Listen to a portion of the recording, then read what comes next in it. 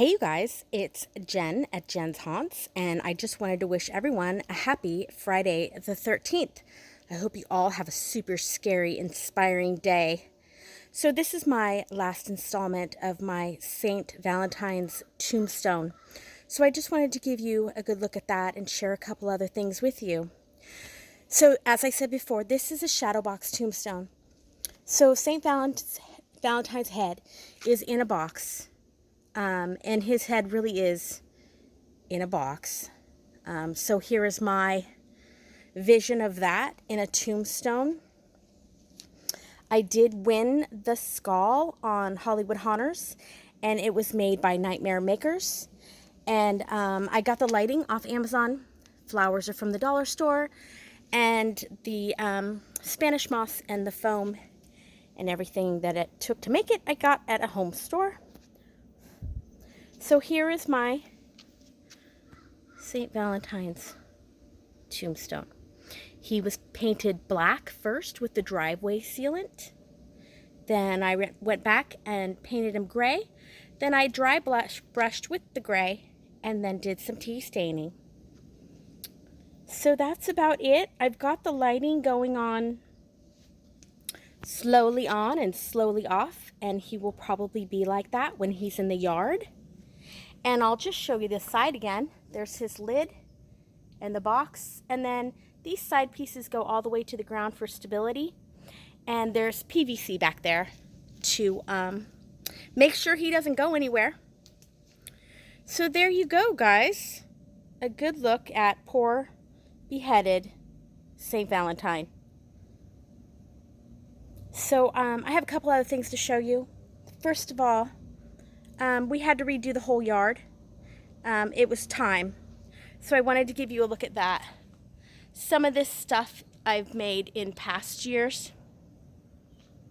Some of it is new. Like this room. We put in a outdoor room. I don't know if you can see that up there. I need the witch one, right? That says northwest, southeast. Here is the room.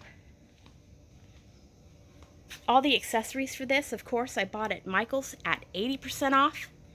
You guys know how I love a deal. And pumpkins. I was gifted these seeds by Kathleen LeBeau. And she grows them just like weeds. And I don't do as well as her, but I think I'm doing pretty good. Look at this beauty right here. This should be a sterling.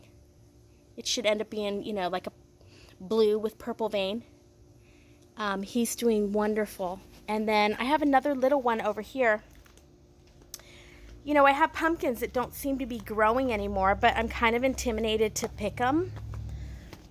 You know, because I feel like I need to give, you know, more energy to new pumpkins. But then I think, what if I pick him and he was going to grow? So look at the size of, okay, the shape of this pumpkin is so strange, you guys. Do you see him? I don't know what the story is, but they all look like that. So I'm not really sure what kind of pumpkin he is, but he's kind of tripping me out. Here's this one. This one hasn't grown in a while. And then this used to be all lawn. And that's now gone. You know, we live in California. You're not allowed to use water here anymore. Drought or not. So we took out the lawn. Here's a new one. She's blooming today. People ask me, how can you tell if it's a female? That's a female.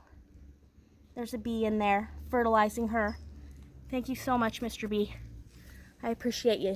I'll find a male and I will show you guys. This is kind of funny. Ava made a dog bed. You know, I don't have to spend any money. She's just going to plop down right there. So here is my sunflowers that have come and gone. But the bees are really enjoying those. And that tiny, tiny bee on there. I don't know what kind of species he is, but he showed up last year.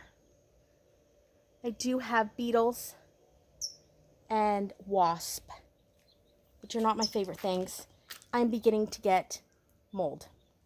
So it's about to get fun around here. But I fought it last year and saved my pumpkins. And actually, I cut everything back. I thought I killed it, but it came back. So as disease spreads in the plant, I'll keep cutting it. Here's this one. That was the first one I received. This one is growing now. So this one's pretty much not growing anymore. So I need to decide if I'm going to get brave and cut him off the vine or what. Here's this. And then I have white. Here's the white. I am so excited, Miss Kathy. She sent me seeds that were wart, and I did get a wart. There's one there. And I will show you. I'm so excited. This is my wart. Do you see the little warts on him? I know that's kind of sounds funny that I'm excited about my warts, but it's going to be great. And then this is a Kathy pumpkin as well. And it's getting so huge. I'm going to have to figure out how to move it before it starts hitting this rock. So I think my corn is ready. There it is. Looks good. I've got sunflowers. And let's see, is this a male? No, this is another female. I need to find you guys a male so I can show you the difference.